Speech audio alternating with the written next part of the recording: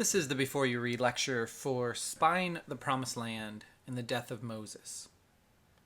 We have come a long way so far in our class together. We started with the creation of the world and the first human in the first chapters of Genesis.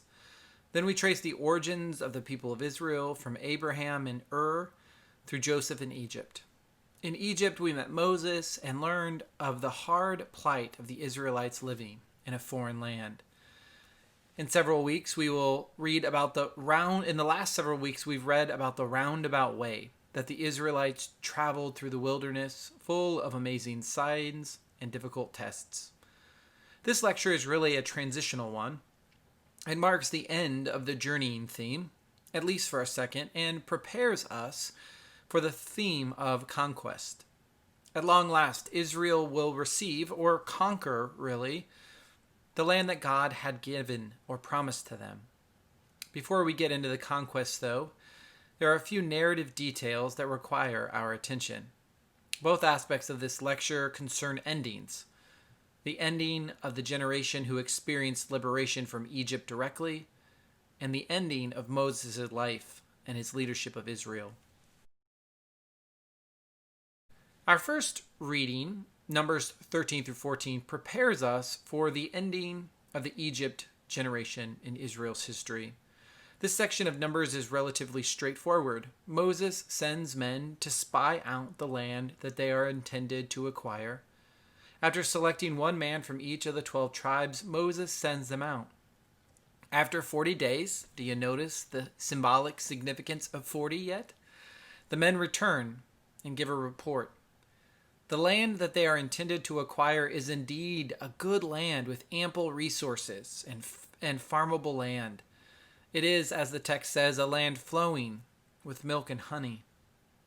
However, it is also a well-populated and well-fortified land.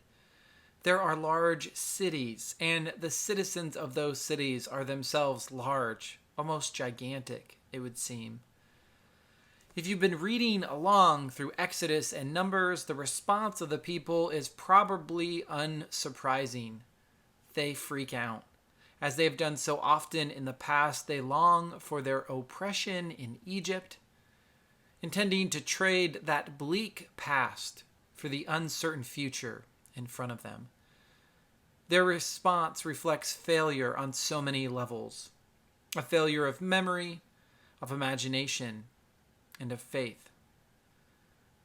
The people's outcry generates a variety of responses from God, from Moses, and from one of the spies, Caleb.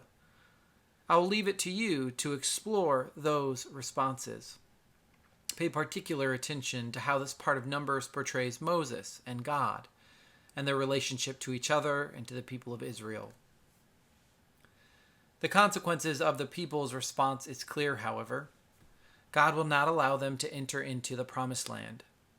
Because of their lack of fortitude, God will force that generation to wander around until they die. The subsequent generation, the children born on the journey, they will inherit the land along with Caleb. But all of the other members of that generation, including the other spies, will pass away before entering into the promised land. Now, aware of this unfortunate prediction about the future, the people panic once again. They try to take the land by force from their own initiative, their own strategies, and they are defeated badly. What a tragic end to a harrowing story. The final chapters of Deuteronomy also narrate an unfortunate ending. The death of Moses. Of course, it is not unfortunate in the sense of dying at a young age. In at least a couple of places, the author of Deuteronomy goes out of his way to make clear that Moses lived a nice, long life and died with full vitality. Apparently, he never required bifocals or a cane. But the death of Moses is like the tragic end of the Egypt generation. He too will not enter into the promised land. Deuteronomy 31 through 34 transitions the narrative from Moses, the hybrid leader and liberator of the people of Israel, to Joshua, Moses' successor who will lead Israel in their conquest of the Holy Land. In a way that anticipates the story of the prophets Elijah and Elisha, Moses passes on his leadership and prophetic spirit to Joshua, encouraging him to be strong and courageous in the face of what lies in front of him. In this way, the end of Deuteronomy sets the stage for the book of Joshua, which tells the story of Israel's conquest under the leadership of Joshua. The section also contains two important speeches by Moses that are, in most study Bibles, set off like poetry or verse. The first is called the Song of Moses in chapter 32. Then in chapter 33, Moses offers his final blessing on the people of Israel, spoken to one tribe after the next. Deuteronomy famously ends with Moses on a mountain, able to see the promised land in the distance. He is once again reminded of his inability to enter that land and the reason why he is unable to enter. While Deuteronomy insists that there has never been another prophet like Moses, the ending of Deuteronomy and the death of Moses is not without its own sense of tragedy. Is the reason given for Moses' inability to enter justified? What do we make of Moses' unfinished project? And yet there is some spiritual significance to this tragedy. Perhaps you can think of other things that you have seen from afar or even imagined, but have not yet been able to realize.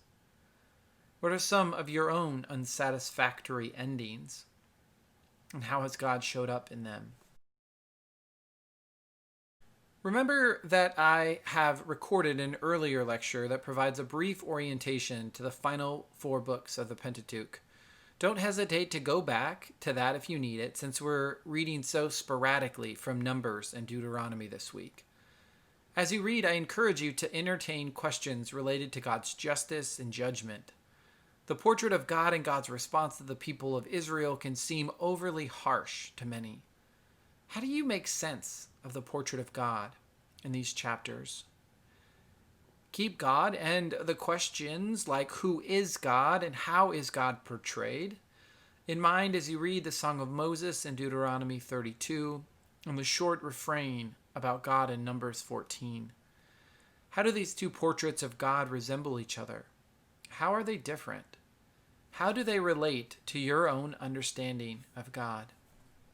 As always, take notice of what you're experiencing as you read.